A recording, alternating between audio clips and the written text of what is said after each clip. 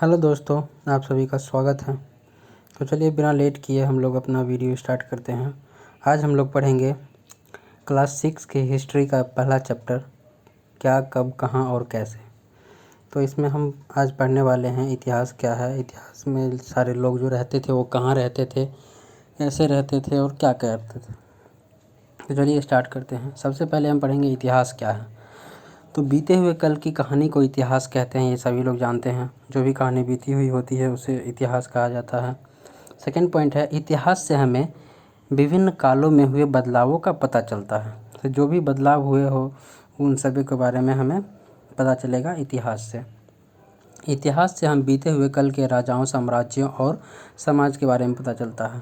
तो जो भी इतिहास में जितने भी राजा रह चुके हैं उनके जो साम्राज्य थे और उनके समाज में जैसे लोग रहते थे उन सब के बारे में हम इस चैप्टर में जानेंगे।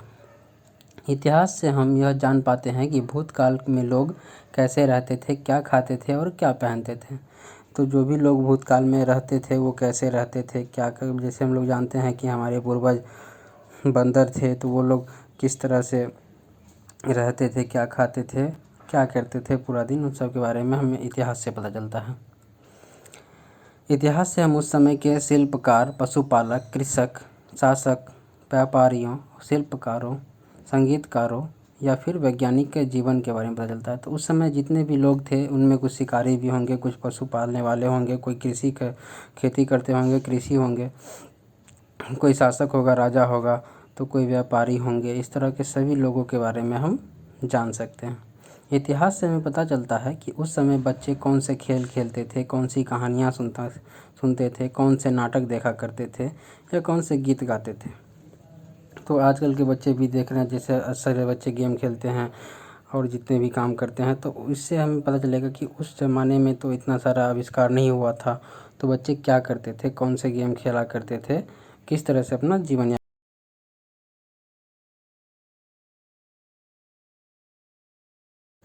चलिए अब हम जानते हैं कि लोग कहाँ रहते थे।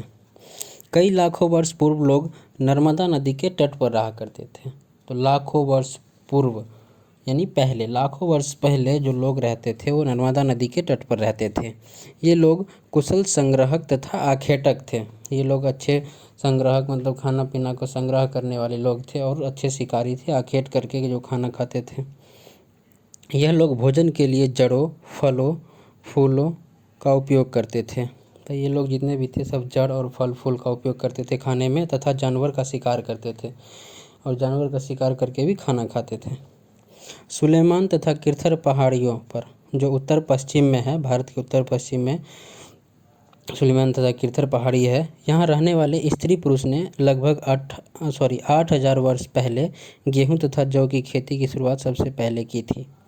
तो वहाँ भी जो भी स्त्री पुरुष रहते थे वो लोग 8,000 वर्ष पहले ही गेहूँ तथा और जौ की खेती शुरुआत कर दी थी। उन्होंने भेड़, बकरी और गाय, बैल जैसे जानवरों को पालतू भी बनाया। सबसे पहले बकरी, भेड़ और गाय, बैल जैसे जानवरों को पालतू बनाया गया। सबसे पहले गाँवों की शुरुआत हुई थी। जो भी हम लोग अभी शहर बने हैं इतने बड़े बड़े, तो सबसे पहले गाँवों की शुरुआत हुई थी। उत्तर पूर्व में यानी कि उत्तर और पूर्व साइड में गारो तथा मध्य भारत के विंध्य पहाड़ियों पर, यहाँ सबसे पहले चावल की खेती शुरू की गई थी। ये स्थान विंध्य के उत्तर में स्थित है, सिंधु तथा इसकी सहायक नदियों के किनारे। सहायक नदियाँ उन्हें कहते हैं जो बड़ी नदी में मिल जाती है। लगभग 4700 वर्ष पहले इन्हीं नदियों के किनारे कुछ आरंभिक नगर बने थे। सबसे पहले गांव बनना शुरू हुआ, उसके बाद आरंभिक नगर बनना शुरू हो गया। उसके बाद गंगा तथा इसकी सहायक नदियों के किनारे, तो गंगा एवं इसकी सहायक नदियों के किनारे तथा समुद्री तटवर्ती इलाकों में लगभग 2500 वर्ष पहले नगरों का विकास हुआ था। तो आज से 2500 वर्ष पहले नगर का विकास हुआ था गंगा और इसकी सहायक नदियों के किनारे और समुद्र के तटवर्ती इलाके में। प्राचीन काल में इन नदियों के आसपास के क्षेत्र को मगध कहा जाता था। वर्तमान में मगध बिहार में है। तो जो आज बिहार है, बिहार में जो मगध है वो प्राचीन काल में भी मगध था और इसके प्राचीन काल में नदियों के आसपास के क्षेत्र को मगध कहा जाता था। देश का नाम कैसे पड़ा इसके बारे में हम जानते हैं। तो इंडिया, यह शब्द इंडस से निकला है जिसे संस्कृत में सिंधु कहा जाता है। तो सिंधु नदी जो है उसको इंडस कहा जाता है इंग्लिश में, और उसी से इंडिया बना है। लगभग 2500 वर्ष पूर्व उत्तर पश्चिम से आने वाले ईरानियों और यूनानियों ने सिंधु को हिंदोस तथा इंदोस कहा और नदी के पूर्व में स्थित भूमि प्रदेश को इंडिया कहा। तो जो ईरानी और यूनानी थे उन्होंने सिंधु नदी को हिंदोस तथा इंदोस कहा था, और उससे पूर्व में जितना भी भूमि था, जितना ज़मीन था, उस प्रदेश को इंडिया कहा था। भारत, यह शब्द भरत से आया है। भरत उत्तर पश्चिम में रहने वाले लोगों के एक समूह को कहा जाता है। इस समूह के बारे में संस्कृत की आरंभिक कृति ऋग्वेद में भी जानकारी मिलती है, जो लगभग 3500 वर्ष पुरानी है। तो आज से 3500 वर्ष पुरानी जो हमारी वेद है ऋग्वेद, उसमें भी इस चीज़ के बारे में चर्चा की गई है। तो ये जितने भी स्थान बताए गए यहाँ पे लोग रहा करते थे। अब हम अतीत के बारे में कैसे जानें। तो अतीत के बारे में जानने के लिए हम कई तरीके अपना सकते हैं, जैसे पहला पांडुलिपि, मैन्यूस्क्रिप्ट, अभिलेख, इनस्क्रिप्टेशन, पुरातत्वविद, आर्कियोलॉजिस्ट। तो पांडुलिपि क्या होता है इसके बारे में जानते हैं। यह हाथ से लिखी हुई पुस्तक होती है। इसे अंग्रेजी में मैन्यूस्क्रिप्ट कहते हैं। यह शब्द मेनू से बना है जिसका अर्थ हाथ होता है। तो जो हाथ से लिखी गई पुस्तक हो उसे मैन्यूस्क्रिप्ट कहा जाता है, यानी पांडुलिपि कहा जाता है। यह ताड़पत्रों और हिमालय क्षेत्र में उगने वाले भुर्ज नामक पेड़ की छाल से विशेष तरह से तैयार भोजपत्र पर लिखी जाती है। तो जो हिमालय में एक पेड़ उगता है उसे उसके छाल से और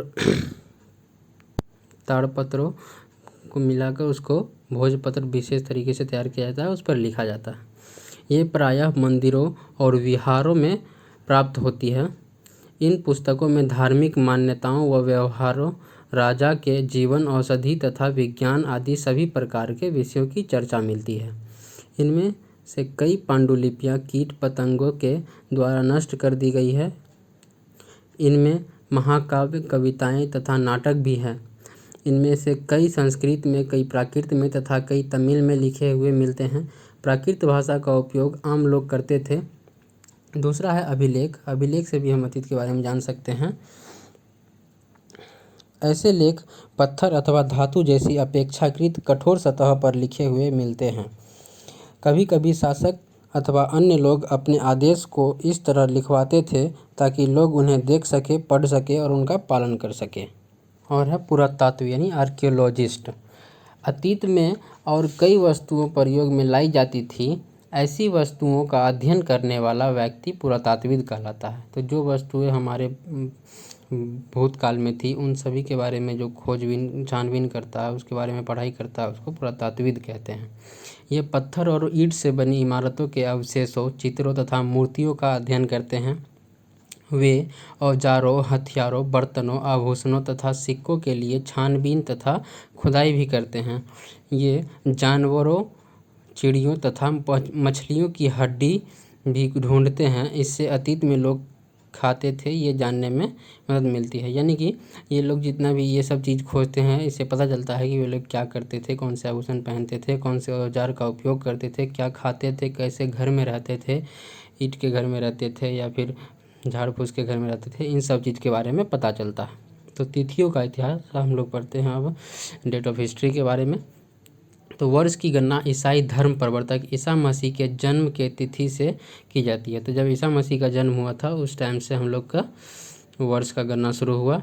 इनके जन्म के पूर्व की सभी तिथियों को ईसवी पूर्व यानी BC या BP कहते हैं।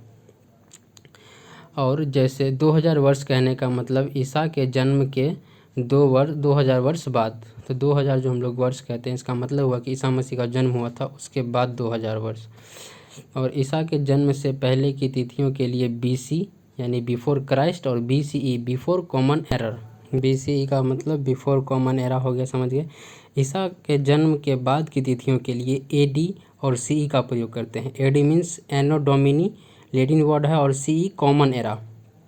नेक्स्ट पॉइंट है, भारत में तिथियों के इस रूप का प्रयोग लगभग 200 वर्ष पूर्व आरंभ हुआ। तो ये जो जितना भी तिथि है इसका प्रयोग AD और CE का प्रयोग जो हम लोग करते हैं, ये सब जितना भी तिथि का प्रयोग करते हैं 200 वर्ष पहले से शुरू हुआ है।